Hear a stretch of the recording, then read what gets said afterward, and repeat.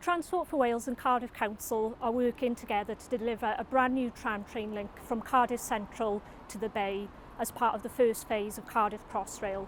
The new tram train link will start at a brand new stop at the south of Cardiff Central Station, will cross through Callahan Square and join onto the existing Bay line. There'll also be an additional third platform at Cardiff Bay Station. Transport for Wales and Cardiff Council have launched a public consultation so that you can have your say on Cardiff Crossrail Phase 1 proposals. You can also find out details about some of the drop-ins and workshops we'll be hosting so that you can come along, ask us some questions and find out more about the scheme.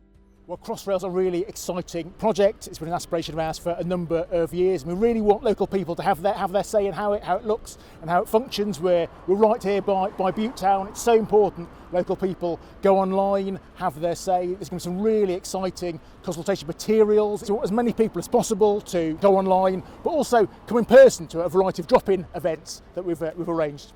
So subject to funding, this will be a really exciting mass transit system going right from the northwest of Cardiff all the way through to Cardiff Parkway in the east, linking some of the city's most deprived communities, offering them opportunities for jobs and recreation. So it's a really important piece of infrastructure. We're very proud of it. It's been an aspiration of ours for a number of years.